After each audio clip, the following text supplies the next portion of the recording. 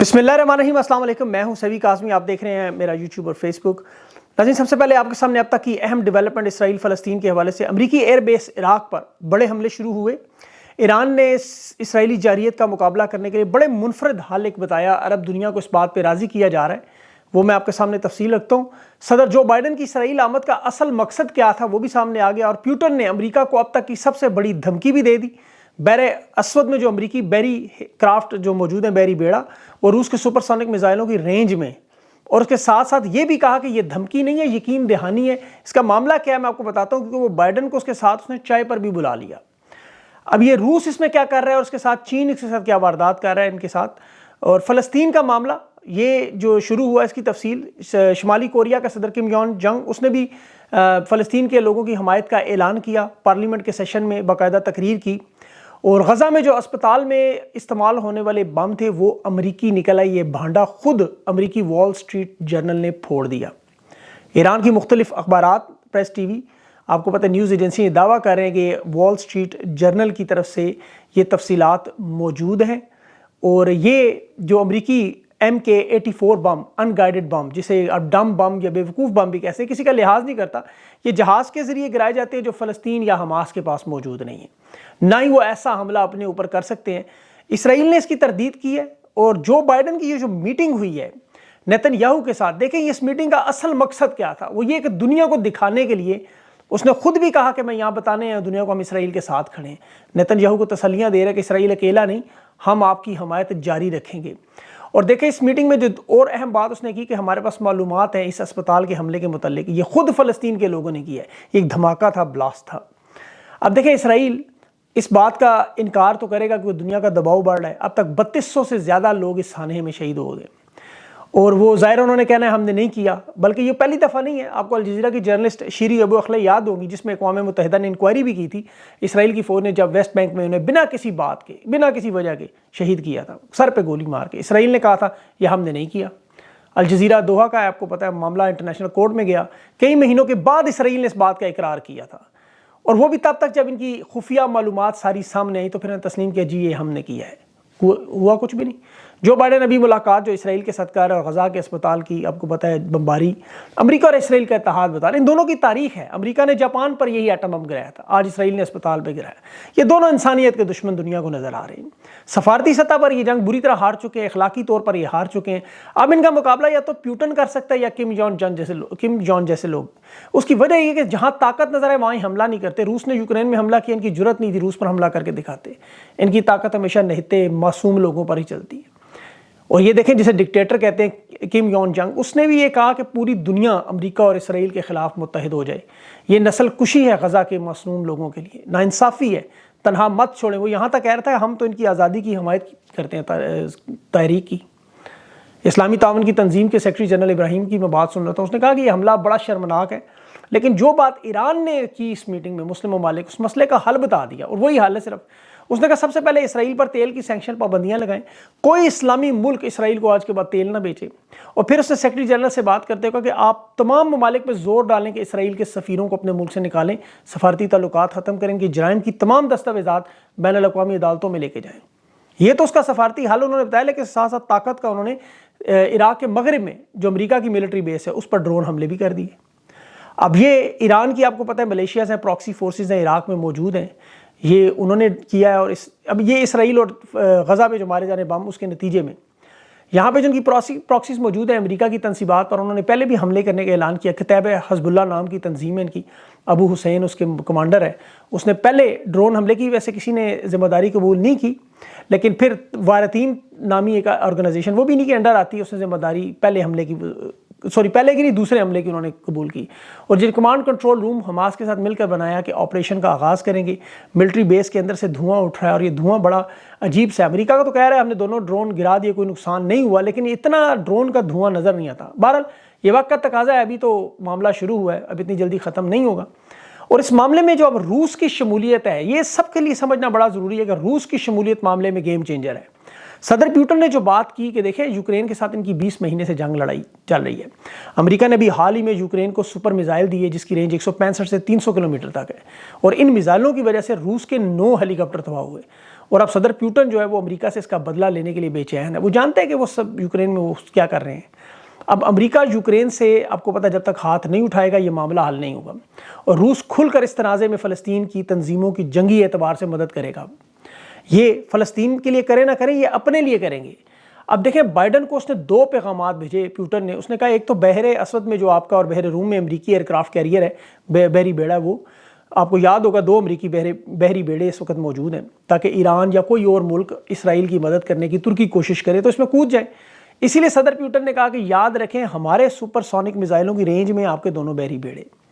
یعنی اس کا توڑ انہوں نے سوچ کے رکھا ہوا ہے پیوٹن نے، اور یہ پیغام بڑا سوچ کے بھیجا کیونکہ انہیں پتہ ہے کہ یہ صرف دھمکی نہیں ہے. اس کے ساتھ اس نے کہا بھی خود بھی کہ یہ دھمکی نہیں ہے، یقین دہانی ہے کہ اگر آپ بیچ میں پڑے تو پھر ہم بھی آئیں گے. اور اس کے ساتھ یہ جو اگلی بات تھی کہ صدر بائیڈن کو میں چائے پر بلانا چاہتا ہوں لیکن اس کی شرط یہ یوکرین سے اپنے ہتھیار آئندہ دینے کی غلطی نہ کریں. یہ امریکہ کی بہت بڑی غلطی ہوگی. انہوں نے دہرایا.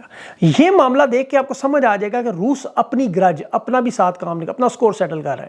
اور یہی چیز چین بھی کر رہا ہے. چین کے ساتھ بھی انہوں نے ہانگ کانگ پہ، تائیوان پہ 16 جگہ جو محاذ کھولے ہوئے ہیں، ساؤتھ چائنا سی پہ یہ انہوں نے سارے اوکس وغیرہ سارے محاذ میں. یہ چین بھی اپنا بدلہ اسی طرح لے رہا ہے.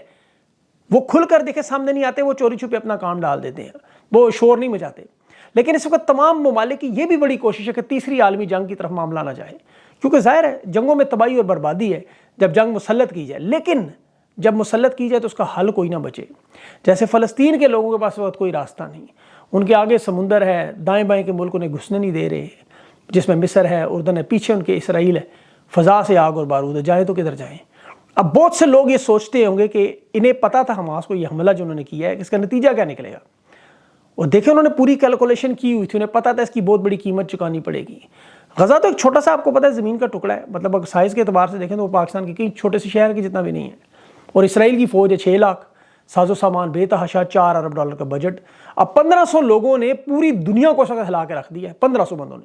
امریکی وزیر خارجہ وہ ٹونی بلنکن تو جیسے اسرائیل میں پکے ڈیرے اس نے ڈال لیے، وہیں رہ رہا ہے. امریکی صدر کو بھی آنا. اور ماضی میں آپ دیکھیں مڈل ایسٹ میں بڑی جنگیں ہوئیں لیکن کبھی بھی امریکی صدر اس طرح براہ راست جنگ کے دوران نہیں جاتے تھے. 1973 کی جو جنگ تھی اسرائیل میں تو رچرڈ نکسن گیا، وہ بھی نہیں گیا بلکہ. اور ماضی میں کبھی کبھار یہ کرسمس کے موقع پر چلے. لیکن یہ انہیں سب سے زیادہ بڑا خطرہ شمالی بارڈر پر حزب اللہ کا خطرہ تھا، اور اس خطرے میں بھی بائیڈن چلا گیا. اور ایران کی دیکھیں یہ سب سے بڑی طاقت ہے کہ وہ نہ حملہ کرنے کی ان کی وجوہات تو سامنے آ رہی ہیں. وہ انتظار کر رہے ہیں یہ سب لوگ کہ اسرائیل زمین پر اترے، کیونکہ انہوں نے زیر زمین سرنگوں کا جال بچھایا ہوا ہے اور وہ اسی دن کے لیے تھا. جگہ جگہ خندقیں کھودی ہوئی ہیں. اس پورے علاقے سے یہ تمام جنگجو جو واقف ہیں وہ جانتے ہیں اب فضا سے مارے جانے والے بم کا مقابلہ نہیں کر سکتے، اس میں معصوم لوگ مارے جاتے ہیں. لیکن یہ جب نیچے اتریں گے تو ملبے کے اسی ڈھیر سے دائیں بائیں پیچھے آگے سے جب یہ لوگ نکلیں گے تو بہت بڑا نقصان ہوگا. یہ برداشت نہیں کر سکتے. یہ امریکہ ویتنام میں نہیں کر سکا، عراق میں نہیں کر سکا، افغانستان میں نہیں کر سکا، جہاں اس کے ساتھ 120 ممالک شامل تھے. اور ابھی تو دیکھیں سے یوکرین قابو نہیں آ رہا، مطلب چھوٹا سا ملک ہے لیکن روس پھنسا ہوا 20 مہینوں سے، تو وہاں بھی اس طرح کا معاملہ ہے. تو یہ اپنے ٹینکوں پہ بڑا فخر کرتے ہیں، بڑا ناز ہے، اس پہ انحصار ہے ان کا. حزب اللہ کے ساتھ جب ان کی لڑائی ہوئی تھی تو اس وقت یہ ٹینک ان کے کسی کام نہیں آئے، کیونکہ گوریلا جنگ کی حماس اور یہ حزب اللہ اور اس طرح کی ایران کی تمام پراکسی یہ بڑی ٹرین ہے. یہ 50-60 ہزار جنگجو بھی ہیں، یہ بہت بڑی فوج ہے. اسرائیل کی 6 لاکھ فوج سے ان کا طاقت کا توازن برابر بنتا ہے تقریباً. فضا میں نہیں بنتا، اس میں کوئی شک نہیں. اب فلسطین کی سرزمین نے دیکھو ظلم و ستم اور بے وفائیوں کی داستان اور دکھ جھیلے ہیں بڑے لمبے، برداشت کیے انہوں نے. ان سے بڑا کوئی مطلب میرا نہیں خیال تاریخ میں کسی کا ظلم ہوا. لیکن صلاح الدین ایوبی کو دیکھیں، عیسائیوں کے قبضے سے اس نے بیت المقدس آزاد کروایا تھا. پھر وہ جو اس سے پہلے حضرت عمر رضی اللہ عنہ کے دور میں تھا، مسلمانوں کے پاس تھا. پھر پہلی جنگ عظیم کے بعد برطانیہ نے قبضہ کیا، پھر خلافت عثمانیہ کا یہ صوبہ بنا. لیکن پھر خلافت عثمانیہ اور جرمنی آپ کو پتہ ہے اکٹھے تھے آپس میں. جرمنی جب ہارا شکست تو پھر خلافت عثمانیہ میں بھی ٹوٹ پھوٹ شروع ہو گئی تھی. پھر 1948 تک اس فلسطین پر برطانیہ کا قبضہ تھا. 1967 میں جب اسرائیل آیا تو پھر انہوں نے جو ظلم کیے وہ چنگیز خان اور ہلاکو خان کو بھی بلا دیا. بہت ساری نوجوان نسل کو تو پتہ نہیں، آپ کو جو ہماری عمر کے یاد ہوگا چھوٹے چھوٹے سنتے تھے صابرہ شتیلا کیمپوں میں جو بھوک سے لوگ بلیاں اور کتے کھاتے تھے. دیکھیں فلسطین کی تو 4-5 نسلیں ان کیمپوں میں بڑی ہوئی ہیں. اب یہ صورتحال آ چکی ہے کہ جس طرح طارق بن زیاد آپ کو پتہ ہے جب اندرس کے دریا کے کنارے پہنچا تو اس نے کشتیوں کو آگ لگا دی تھی. اس نے کہا آگے پیچھے تمہارے موت ہے دونوں طرف، تو آگے بڑھو، زندہ رہنے کے لیے اپنی زمین قبول کرو یا موت. تو وہ یہ غزہ کے لوگوں کے ساتھ میں دیکھ رہا ہوں یہی کچھ نظر آ رہا ہے مجھے. اس میں معصوم لوگ بہت ہیں. یہ تنظیموں کو چھوڑ کے اسرائیل کی دیکھیں نیوی ہے، بارود ہے، اسرائیل کی فوج ہے، مصر کا بارڈر آگے ہے. طارق بن زیاد کے لشکر کی طرح انشاءاللہ یہ بھی اس امتحان سے گزریں گے. صلاح الدین ایوبی بیت المقدس کو 12 لاکھ یہودیوں سے آزاد کروا گیا. مسلمان ممالک اب اس پوزیشن میں نہیں ہے کہ جنگ کریں, وہ صرف بیان ہی دیتے ہیں. حالانکہ ان کی کل طاقت سب جانتے ہیں کہ ان کی امریکہ کی, اسرائیل کی صرف نیٹو ہے. عراق میں بھی یہ ٹوٹ پوٹ چکے تھے اسی طرح امریکہ والے. مسلمان ممالک اگر آج بھی دیکھیں ٹک جائیں آپس میں جس طرح, لیکن میں سوچتا ہوں کربلا کا واقعہ تو مجھے خیال آتا ہے جس طرح کوفہ کے لوگ خاموش تھے. ہم لوگ سب 10 محرم کو آپ کو پتہ ہے روتے ہیں, یاد کرتے ہیں, لیکن آج شیشے میں دیکھیں تو ہر مسلمان کوفہ کا ہی رہنے والا ہے. پاکستان میں تو ظاہر ہے حکمران ڈالروں میں ڈوبے ہوئے ہیں, انہوں نے تو ایک پورا آپ کو پتہ ہے فلسطین پاکستان کو ہی بنایا ہوا ہے. ان کا قبلہ جو اسرائیل بنا ہوا ہے, نہ قانون نہ انصاف. مجھے وہ ڈاکٹر اسرار صاحب کی باتیں ذہن میں آ رہی ہیں کافی ساری. اسرائیل مسلمانوں کی اتنی لاشیں گرائے گا کہ آئندہ جو ایک پرندہ بدبو سے بھاگتا ہے فضا میں اڑتا جائے گا لیکن وہ لاشیں ختم نہیں ہوں گی. پھر وہ تھک کے بیٹھ جائے گا اور مسجد اقصیٰ پر اسرائیل کا قبضہ بھی ہوگا. پھر تیسری جنگ عظیم کا آغاز بھی ہوگا. انہوں نے قرآن کی ایک آیت بھی پڑھی تھی, میرے وہ ذہن میں نہیں ہے, لیکن 15ویں صدی کا اشارہ یہی تھا. اور یہاں تک انہوں نے کہا ہوا تھا اسرائیل کی فتح کی پیشن گوئیاں ساری درست ثابت ہوئیں. اور اس کی وجہ یہی ہے کہ دیکھیں مسلمان عرب ممالک اس جنگ میں حصہ نہیں لے رہے, یہی وجہ ہے آج, اور یہی اسرائیل کی کامیابی ہے. آج یہ جو 200 سال سے آپ کو پتہ ہے یہ جنگ تقریباً جو ممالک لڑ رہے ہیں 200 سال سے, امریکہ لڑ رہا ہے, اسرائیل لڑ رہا ہے 1948 سے لے کے آج تک, یہ سارے جنگیں لڑتے رہے. صرف عرب ممالک بھاگتے رہے جنگوں سے. مطلب ماضی میں آپ دیکھیں نا یہ جنگی جو جنگیں ہیں جاپان نے, جرمنی نے, کوریا نے, سب نے لڑی ہوئی ہیں. آج آپ ان ممالک کو دیکھ ترقی میں سب سے آگے. قرآن میں اللہ نے بھی 484 دفعہ کہا ہے آپ کے اوپر ظلم ہو, آپ کا کام ہے کھڑے ہونا.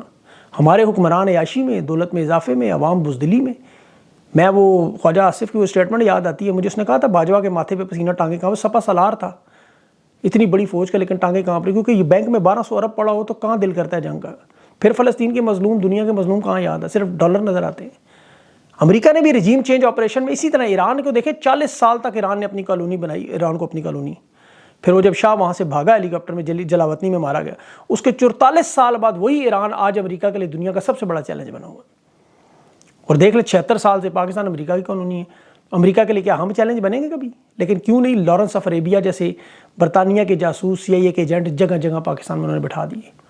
ابھی میں فلسطینی فنکارہ ہے دلال ابو امنہ, اس کا دیکھ رہا تھا غزہ میں, اس نے ایک واقعہ صرف اتنا لکھا لا غالب الا اللہ. اسرائیل نے اسے گرفتار کر لیا ایک ٹویٹ کرنے پہ. وہ پاکستان میں بھی ٹویٹس پہ لوگوں کو پکڑا گیا, کیا کیا حال ان کا کیا گیا آپ کو پتا, ٹویٹ کرنے پہ صرف. تو قانون وہی ہے, انسانی حقوق, مطلب صرف فضا سے اوپر سے بم نہیں مارے جا رہے, باقی تو کام وہی ہو رہا ہے جو اسرائیلی کرتے رہے 18 مہینوں میں, پاکستان میں بھی یہ ہو رہا ہے. لیکن یہ فلسطین کا جو معاملہ ہے اس پہ جب تک عرب ممالک یہ ایران کی تجویز کو سنیں گے نہیں, اس کو سوچیں گے نہیں, تیل نہیں بند کریں گے, سفارتی تعلقات نہیں چھوڑیں گے, انہیں دھچکا نہیں دیں گے, قطر, سعودی عرب, یہ سارے یقین کریں یہ چاہیں تو کل یہ جنگ بند کروا سکتے ہیں. تو تمام لوگوں کا کام ہے کہ ان پر دباؤ ڈالیں. جب آپ ٹویٹر پہ ٹویٹ کیا کریں تو ان کو MBS کو, MBZ کو, ان لوگوں کو لکھا کریں, ٹویٹ کیا کریں. کم از کم انہیں جب بہت سارے ملے, اور محمد بن سلمان اس چیز کا دعویٰ کرتا ہے. ابھی دیکھیں آپ لوگوں کا ہی پریشر تھا یہ سارا, جو ابھی ان کی ہو گئی تھی ڈیل تسلیم کرنے والی, کہ یہ نوجوانوں کے پریشر میں محمد بن سلمان پیچھے ہٹا, ورنہ انہوں نے تسلیم کر لینا تھا اور سارا معاملہ ان کا ختم ہو جانا تھا. لیکن یہ جنگ ختم ہو, اللہ کرے یہ ختم ہو, ٹیبل پہ آئیں, بات کریں. ان فلسطین کے لوگوں کو, نہتے لوگ ہیں, انہیں رہنے دیں, زندہ رہنے دیں, ان کا بھی جینے کا حق ہے. اس معاملے کو سن کے یقین کریں ہم لوگ بھی بزرگ ہو گئے. اب اللہ ان کی مشکلات کو آسان کرے, لیکن شاید مومن کے لیے دنیا تک آپ کو پتہ کیا دکھانا ہے. تو اللہ تعالیٰ اپنا رحم کرے ان پہ بھی, اور عالم اسلام پہ بھی, پاکستان پہ, ہر انسانی جان پہ آپ کو جو مشکل میں اس پہ اپنا رحم و کرم فرمائے. اگلی ویڈیو تک کے لیے مجھے اجازت دیں. اللہ حافظ.